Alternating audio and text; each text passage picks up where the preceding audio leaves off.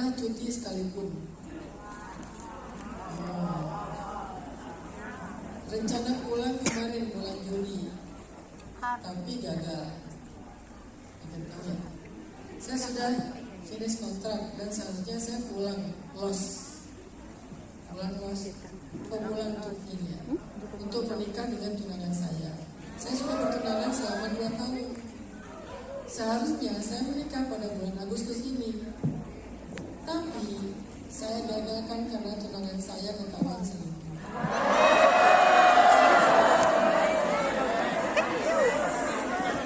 Selingkuh dengan mantannya. Dia sudah berkali-kali Tanpa ampun selama bertunangan dengan saya, tapi saya selingkuh maafkan. tanpa ampun. Saya kasih kesempatan. Saya pikir semua orang masih bisa berubah dan tidak luput dari dosa. Tapi menjelang pernikahan dia masih bertemu dan selingkuh dengan mantannya. Sampai sekarang saya tidak berani karena malu pada tetangga untuk pulang ke Indonesia. Meskipun saya di sini tidak bekerja. Ustaz, salahkah jika saya punya rasa dendam sakit hati pada tunangan saya? Sedangkan dendam dalam Islam itu dilarang.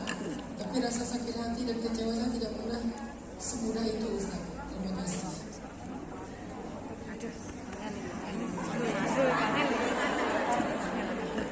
Ini namanya mawar yang dikhianati. Saya sebutkan dulu bedanya marah sama dendam.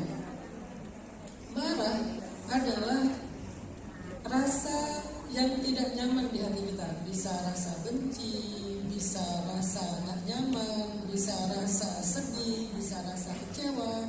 Itu namanya marah. Dan itu manusiawi. Apalagi udah disakiti separah ini, nggak mungkin nggak marah. Rasulullah juga kalau dikhianati marah, baik dikhianati dalam dakwah atau dikhianati dalam muamalah. Kan ini muamalah.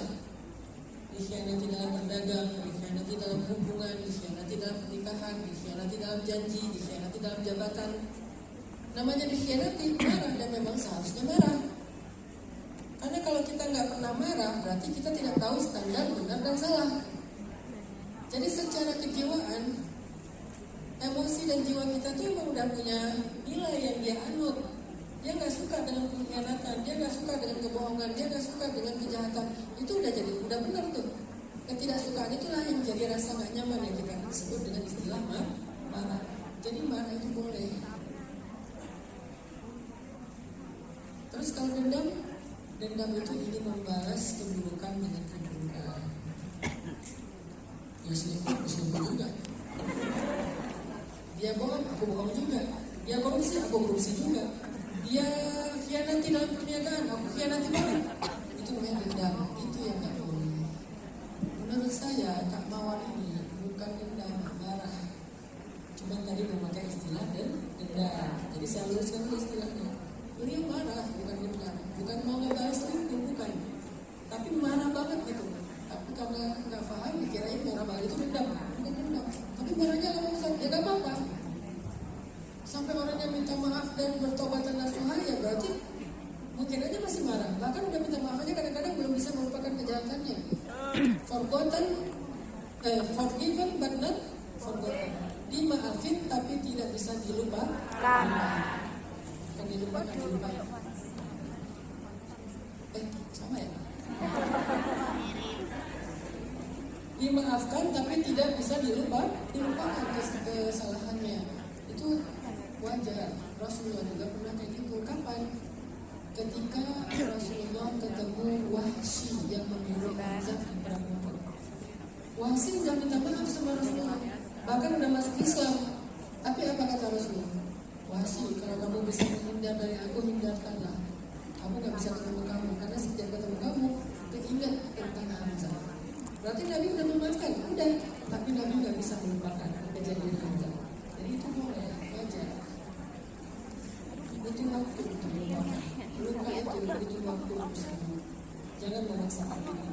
Aduh, harus sembuh sekarang, dikorek-korek, makin luka. Aku pengen sembuh sekarang, minum yang dosisnya 3 kali sehari, 10 kali, dan jadi jangan memaksakan diri.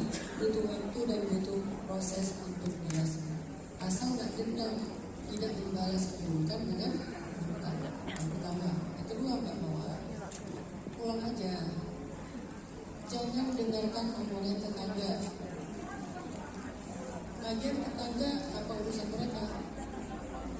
Emang mereka kasih makan? Enggak, ini bahasa manusianya. Kita gak minta makan dia kok. Apa urusannya dia? Terserah dia mau ngomong apa. Wah, cewek gagal nikah segala macam. Biarin, karena omongan dia akan kembali kepada dia. Omongan buruk itu kembali kepada orangnya, gak akan pernah mengenai kita. Jadi tenang aja. Omongan baik dari doa, omongan buruk gak akan jadi doa. Jadi tenang, kecuali omongan buruk itu dari orang yang terzalimi, baru jadi doa. Jadi ya fokusnya, omongan baik siapapun jadi doa. Omongan buruk akan kembali kepada dirinya, kecuali omongan buruk orang yang terzalimi baru jadi doa. Makanya yang harus hati-hati, ittaqu da'watal mazlum. Hati-hati dengan doanya orang yang terzalimi. Omongan dia jadi doa. Tapi kalau dia nggak terzalimi, memang pernah kita zalimi tetangga? Enggak, mereka kan berdosa. Berarti mereka lagi mendoakan diri sendiri dengan keburukan. Tenang aja, nggak akan jadi apa-apa. Kamu nggak perlu hidup dengan tetangga yang kayak gitu, toksik. Kamu hidup dengan keluarga terdekat yang sayang sama kamu, yang toksik tinggalkan. Dan itu perintah Allah di surah Al-Muzammil. Kata Allah, wahjurhum hajran jamilan, tinggalkan mereka baik-baik. Wa dzanni wal mukadzimin, biar aku yang menghadapi mereka, biar Allah yang menghadapi mereka. Ayatnya gitu. Fasbir ala ma yaqulun, bersabarlah terhadap ucapan mereka. Salah satunya di sini tetangga. Wahjurhum hajran jamilan, tinggalkan mereka baik-baik. Jangan dengan keburukan juga.